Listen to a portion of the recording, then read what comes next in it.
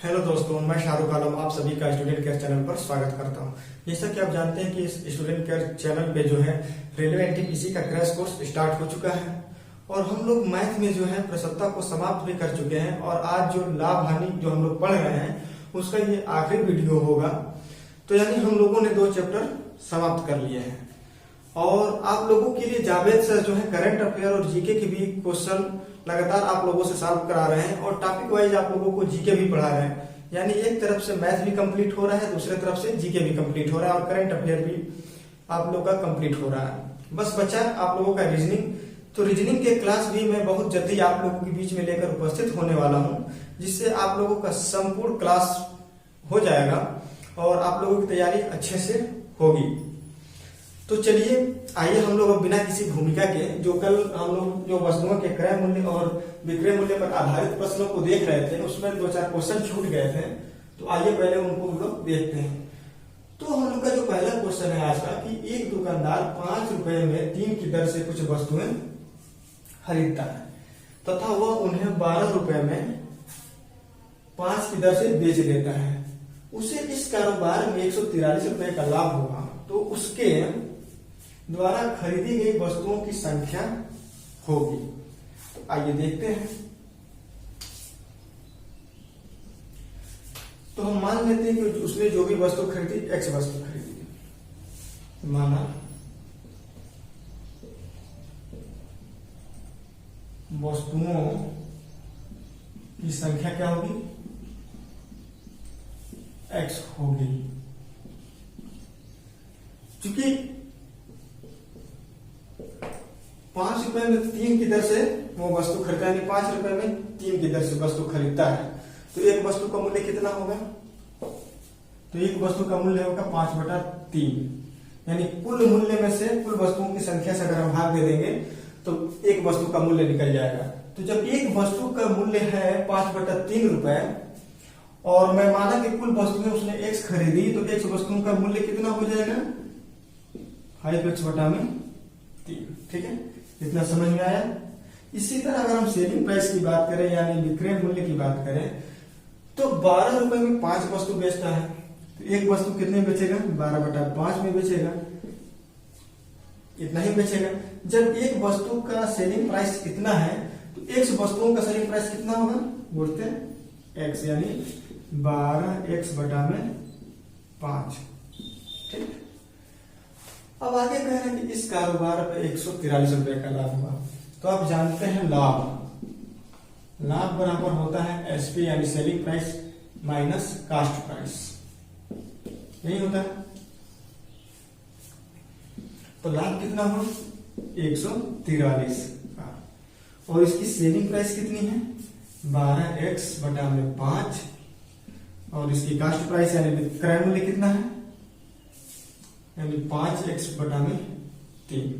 इसको सॉल्व करते हैं, एलसीएम ले लिया 15, इसको सॉल्व करेंगे 36x माइनस कितना हो गया ये 25x। ठीक, अगर इसको सॉल्व करेंगे तो कितना होगा? 11x/15। ये हो गया कितना? 143 = 11x/15। इसको सॉल्व करेंगे अगर तो ये हो गया कितना? 11 कम 11 11 33। तो x बराबर हो गया 13 × 15। तो जो x की वैल्यू आएगी कितना आएगी? 195। यही तो वस्तुओं की संख्या है जो हमने माना था। तो जो उसने वस्तुएं खरीदी, कितनी वस्तुएं खरीदी? 195, यानी x की जो वैल्यू है कितना है? 195। उम्मीद करते हैं ये क्वेश्चन आप लोग को समझ में आया होगा। तो चलिए आइए हम लोग अपने अगले क्वेश्चन की तरफ बढ़ते हैं। तो आइए हम लोग अपने अगले क्वेश्चन की तरफ बढ़ते हैं। अगला क्वेश्चन ये कह रहा है कि एक दुकानदार 1 रुपए में 4 की दर से कुछ वस्तुएं खरीदता है तथा उतनी ही संख्या में 1 रुपए में 5 की दर से और वस्तुएं खरीदता है। दोनों प्रकार की वस्तुओं को एक जगह मिलाकर 2 रुपए में 9 की दर से बेच देता है। इस कारोबार में उसे 3 रुपए की हानि होती है, तो उसके द्वारा खरीदी गई वस्तुओं की संख्या होगी। मैं थोड़ा सा लाभ हानि में जो है क्वेश्चन थोड़ा सा हल्का सा मॉडरेट लेवल का लेकर आप लोगों के बीच में आ रहा हूं, ताकि आपके हर डाउट्स क्लियर हो जाए और हर क्वेश्चन से आप अवगत हो जाए कि अगर मान लीजिए रेलवे एनटीपीसी और ग्रुप डी में थोड़े से भी अगर टफ क्वेश्चन आए तो उन क्वेश्चनों को देखकर आप डरे नहीं, आप उनको भी बड़े इजीली के साथ आप लोग उसको सॉल्व कर सकें। इसलिए थोड़ी सी मैं जो टफ क्वेश्चन होते हैं उनको भी आप लोगों के बीच में लेकर आ रहा हूं, जिससे हर प्रकार के क्वेश्चनों से आप लोग अवगत हो सके। चलिए हम लोग अपने क्वेश्चन पे आते हैं। तो 1 रुपए में 4 वस्तु खरीदता है पहली बार, हमको क्या करना है, एलसीएम, कि जितने भी वस्तुएं हैं उनका एलसीएम ले लेते हैं, क्योंकि आसानी हो जाती है जब एलसीएम ले लेंगे तो एक एग्जैक्ट वस्तुओं की संख्या मिल जाती है, जिससे क्वेश्चन आसानी से सॉल्व हो जाते हैं। हालांकि आप तो कुछ भी वस्तुओं की संख्या मान सकते हैं, लेकिन थोड़ा सा कैलकुलेशन बढ़ जाता है। लेकिन जब वस्तुओं की संख्या का एलसीएम ले लिया जाता है तो क्वेश्चन में कैलकुलेशन कम हो जाती है और क्वेश्चन को सॉल्व करने में आसानी हो जाती है। तो पहली बार में कितने वस्तु खरीदा उसने, 4, ठीक है। दूसरी बार में कितना खरीदा, 5, ठीक है। और किस दर से उसने बेचा, 9 वस्तुओं की दर से बेचा। अगर इन सभी का हम एलसीएम ले लें तो हमको क्वेश्चन सॉल्व करने में आसानी होगी। तो जब इसका हम एलसीएम लेंगे तो कितना हो गया, 180, ठीक है। तो हम मान लेते हैं कि उसने 180 वस्तु खरीदी और 180 वस्तुओं को उसने 2 खरीदा, ठीक है। तो आइए, तो सबसे पहले हम लोग सीपी निकालते हैं, सीपी फर्स्ट यानी कास्ट प्राइस फर्स्ट, ठीक है।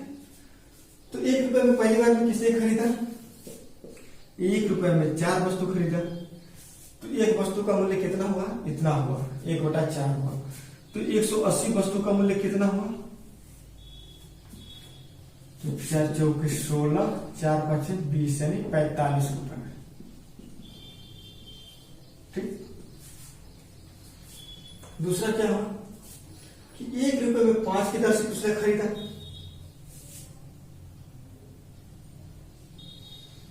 तो एसपी है, सॉरी सीपी 2, ठीक।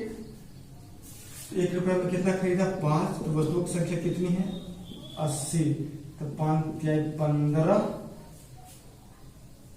और ये 5 6 30, कितना हुआ, 36 रुपए, ठीक है। तो टोटल सीपी कितना हुआ ना, जो टोटल सीपी हुआ कितना हुआ आपका, 81 रुपए। समझ में आ रही है बात। जब उसने 180 वस्तु खरीदा और प्रथम 180 वस्तु को 45 रुपए में और द्वितीय वस्तु को कितना खरीदा, 36 रुपए में खरीदा, तो जो टोटल कास्ट प्राइस होगा कितना होगा, 81 होगा। तो कुल कितना वस्तु खरीदा अभी तक, ठीक है। कुल वस्तु उसने कितना खरीदा, तो जो उसने कुल वस्तु खरीदा पहली बार में 180 और दूसरी बार में 180, कितना खरीदा उसने, 360 वस्तु, ठीक है। तो आइए हम लोग 360 वस्तुओं के पहले हम लोग सेलिंग प्राइस देख लेते हैं, यानी विक्रय मूल्य देख लेते हैं। इसको मैं मिटा रहा हूं, ठीक है। तो हम लोग की जो सेलिंग प्राइस है यानी विक्रय मूल्य है, किससे बेच रहा है, 2 रुपए में 9 वस्तुओं की दर से, यानी 2 रुपए में 9 वस्तु बेच रहा है। तो एक वस्तु कितने बेचेगा, 2/9, ठीक है। जब एक वस्तु का मूल्य जो हो गया 2/9 हो गया, तो 360 वस्तुओं का कितने में होगा,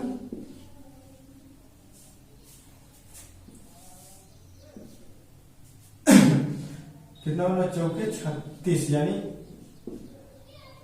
80 रुपए। इतनी बात समझ में आई। और कह रहा है कि इस कारोबार में क्या हो रहा है, 3 रुपए की हानि हो रही है, ठीक है। तो हानि बराबर क्या होता है,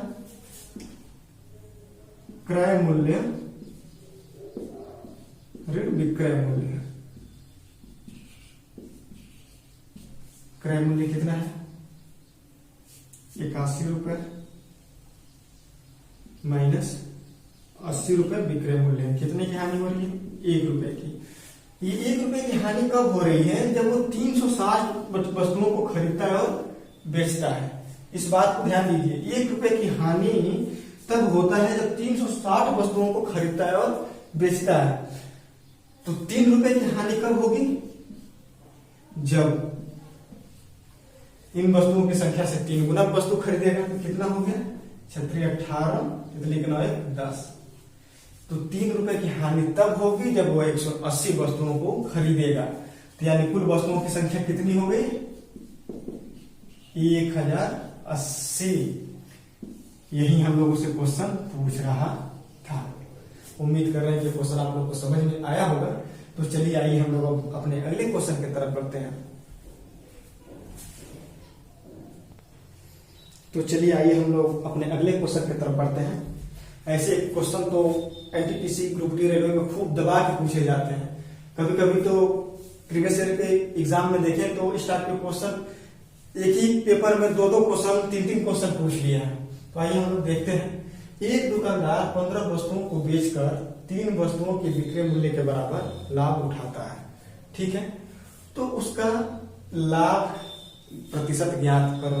ठीक है, मैं बहुत पहले बेसिक से समझाऊंगा क्योंकि इसमें बड़े कंफ्यूजन होते हैं और लोग कंफ्यूजन में आके क्वेश्चनों को गलत कर देते हैं।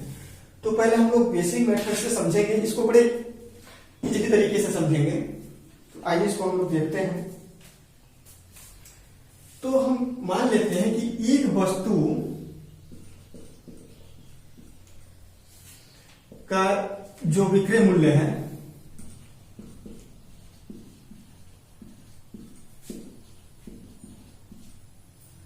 वह X रुपए है। पहले समझते हैं चीजों को।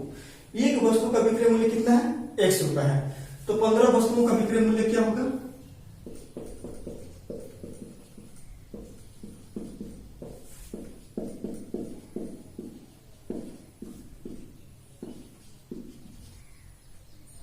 जो विक्रय मूल्य होगा क्या होगा? वो जाहिर सी बात है वो 15x होगा। ठीक, और ये कह रहा है कि 3 वस्तुओं के विक्रय मूल्य के बराबर लाभ कमाता है। तो लाभ कितना होगा? जाहिर सी बात है वो भी होगा 3x। तो ये हो गया विक्रय मूल्य और ये हो गया लाभ। तो क्रय मूल्य बराबर क्या होता है? विक्रय मूल्य यानी एसपी, या विक्रय मूल्य डायरेक्ट लिखते हैं, विक्रय मूल्य ऋण लाभ, यही तो होता है। तो विक्रय मूल्य कितना है? 15x माइनस लाभ कितना है? 3x। ठीक है, कितना हो गया ये? 12x। समझ रहे हैं? यानी क्रय मूल्य कितना हो गया? 12x। तो लाभ प्रतिशत, तो लाभ बटा में क्रय मूल्य गुणते 100। x कैंसिल, 3 चौके 12 यानी 25%। ठीक है, हो गया आंसर। ये बेसिक मेथड से मैंने हर एक चीज को बताया कि कैसे आएगा। तो यानी जो लाभ प्रतिशत होगा कितना होगा? 25%। ठीक है, लेकिन एग्जाम के दृष्टिकोण से इतना तो लिखना जरूरी नहीं। इतने से छोटे से क्वेश्चन के लिए हम इतना मेहनत क्यों करें? ठीक है, मैं बस आपका यहाँ कंसेप्ट क्लियर किया। ठीक है, आगे यहाँ आप लोग को कुछ नहीं करना है। तो कितने वस्तुओं को बेच रहा है? हम लोग अब सीधे मेथड टू शॉर्टकट में आते हैं। 15 वस्तुओं को, लाभ कितना हुआ? 3 वस्तुओं का सीपी कितना हो गया? सीधे सीधे यहाँ 12 हो गया। लाभ प्रतिशत कुछ नहीं करना, लाभ प्रतिशत भी नहीं लिखना है आपको एग्जाम में। लाभ प्रतिशत बराबर क्या करना है? 3 बटा में 12 गुणते 100 बराबर 25%। निकल कर सीधे जबानी लगा के आपको आगे निकल जाना है। वहां 1 सेकंड भी नहीं रुकना है। ये मात्र 10 सेकंड में ऐसे क्वेश्चन सॉल्व हो जाते हैं। बस जो समय लगेगा क्वेश्चन पढ़ने में लगेगा, कैलकुलेशन में तो उसमें समय लगना ही नहीं चाहिए। चलिए आइए हम लोग अपने अगले क्वेश्चन की तरफ बढ़ते हैं। तो आइए हम लोग अपने अगले क्वेश्चन को देखते हैं और सॉल्व करते हैं। ये सारी सेब है। ठीक है, क्वेश्चन ये कह रहा है कि एक दुकानदार 36 सेबों को बेचकर 4 सेब के विक्रय मूल्य के बराबर हानि उठाता है। तो उसका हानि प्रतिशत ज्ञात करिए। ठीक है, तो कितना सेलिंग प्राइस है इसकी? 36। मैं आगे x नहीं लगा रहा हूं। x इसलिए नहीं लगा रहा हूं कि आगे चल को x को कटना ही कटना है और मुझे यहाँ समय बचाना है, ठीक है। तो सेलिंग प्राइस कितनी है, 36 है, और हानि कितना हो रहा है, 4 सेबों के विक्रय मूल्य के बराबर हानि हो रही है, ठीक है। तो क्रय मूल्य यानी सीपी कितना होगा, तो आप जानते हैं जो क्रय मूल्य होता है, जब हानि होता है तो विक्रय मूल्य प्लस हानि को जोड़ दिया जाता है तो क्रय मूल्य मिलता है, दोनों को जोड़ देते हैं, कितना हो गया 40, ठीक। इतनी समझ में बात आ गई। अब कह रहा है कि हानि प्रतिशत ज्ञात करो, हानि कितना है, 4 पे 4 है हानि, किस पे है, क्रय मूल्य पे कितना, 40 गुणित 100 कैंसिल यानी 10%, तो हानि कितना हुआ 10%। इस टाइप के क्वेश्चन जितना जल्दी समझेंगे उतने ही बड़ी आसानी से इन क्वेश्चनों को आप सॉल्व कर पाएंगे। आइए हम लोग अपने अगले क्वेश्चन की तरफ बढ़ते हैं। तो आइए हम लोग अपने अगले क्वेश्चन को देखते हैं। अगला क्वेश्चन ये कह रहा है कि एक दुकानदार 17 गेंदों को 720 रुपए में बेचकर 5 गेंदों के लागत मूल्य के बराबर हानि उठाता है, उसकी एक गेंद की लागत मूल्य ज्ञात करो। इस टाइप के क्वेश्चन ट्रिकी होते हैं लेकिन काफी यूजी होते हैं। एक बार आपने इनको समझ लिया, बेसिक कंसेप्ट ऐसे क्वेश्चनों पर अगर आपका क्लियर हो गया तो फिर ये क्वेश्चन कभी गलत नहीं होते हैं। कह रहे हैं कि 17 गेंदों को 720 रुपए में बेचा, लेकिन 5 गेंदों के मूल्य के बराबर उसको हानि हो गई, ठीक है। तो उसके लिए गेंद का मूल्य क्या होगा, ठीक है, ये देखते हैं। तो हम मान लेते हैं कि एक गेंद का लागत मूल्य जो है वो x रुपए है, ठीक है। तो जब एक गेंद का लागत मूल्य x रुपए है यानी क्रय मूल्य x रुपए है, तो 17 गेंदों का मूल्य कितना होगा, यानी सीपी बराबर 17 गेंदों का 17 गुणित x बराबर 17, ठीक है, x। आगे ये कह रहा है कि 720 रुपए में बेचकर 5 गेंदों के लागत मूल्य के बराबर हानि उठाता है, ठीक है। तो एसपी बराबर हम क्या लिख सकते हैं, 12x लिख सकते हैं। पूछिए कैसे, क्योंकि लागत मूल्य कितना है 17x है, लेकिन 5 जो वस्तुएं हैं उनके लागत मूल्य की हानि उठाता है, यानी वो जो 17 वस्तुएं बेचता है वो 12x के बराबर बेचता है, यानी 12 वस्तुओं के बराबर ही बेचता है, तो 12x, और यही 12x कितने के बराबर है, 720 के बराबर, इन्हीं के बराबर तो बेच रहा है। तो x बराबर कितना हो गया, 12 छक 72 यानी 60। इतना समझ में आप लोगों को आया। आइए हम लोग और इसको आसानी से और समझते हैं।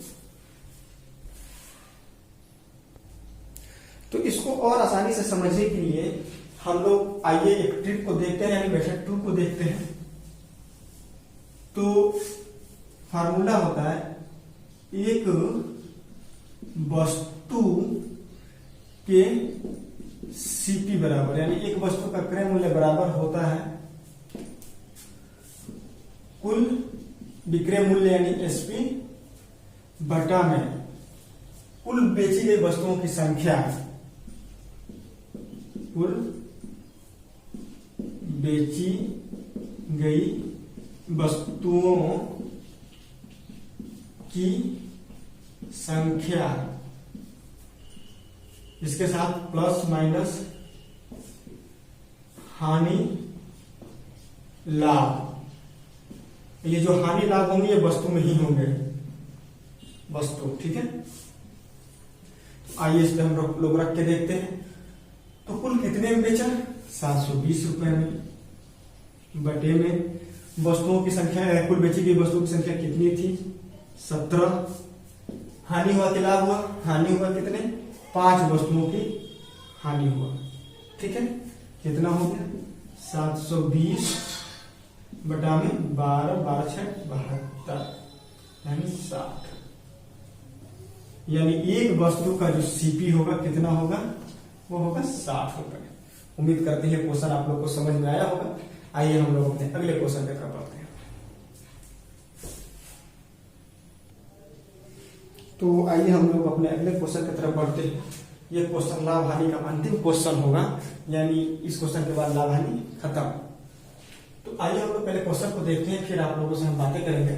एक दुकानदार किसी वस्तु को 20% लाभ पर बेचता है।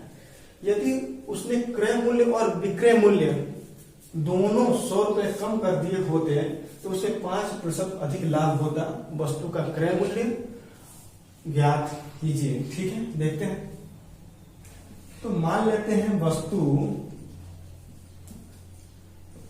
जो वस्तु है, वस्तु का क्रय मूल्य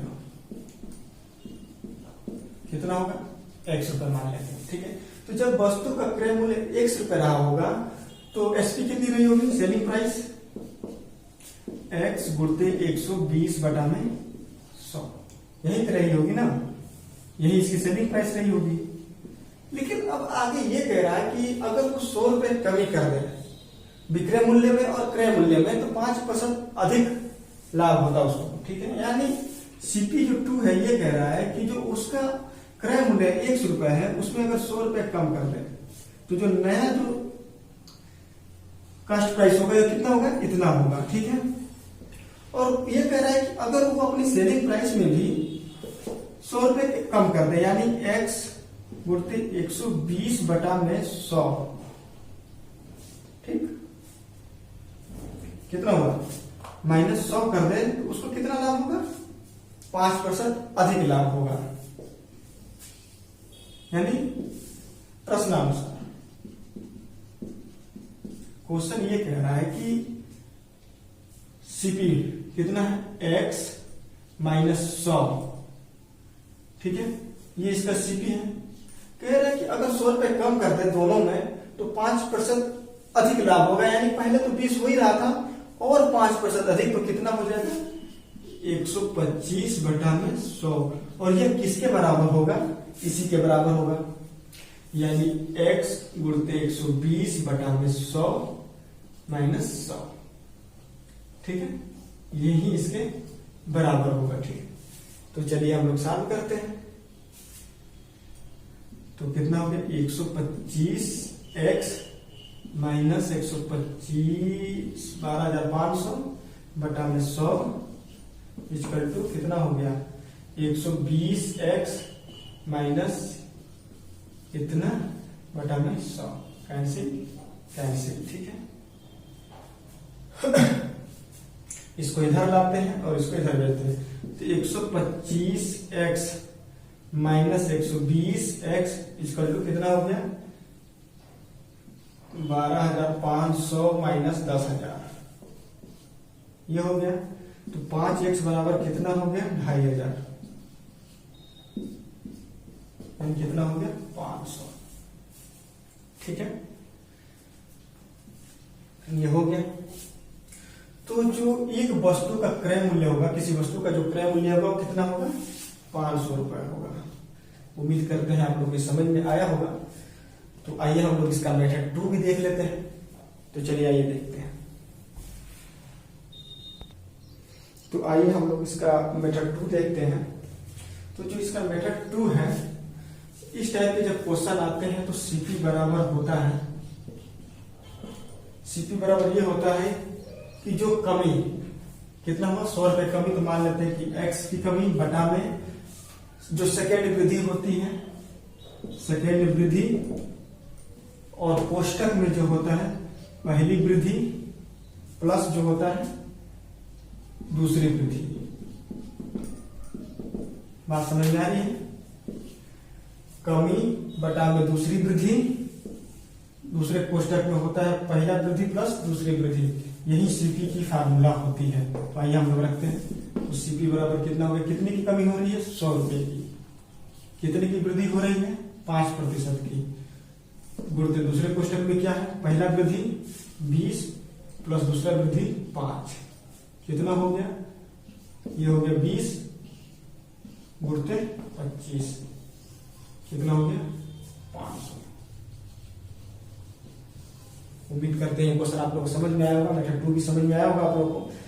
तो हम लोगों का लाभ और हानि जो चैप्टर है यहीं पे समाप्त होता है।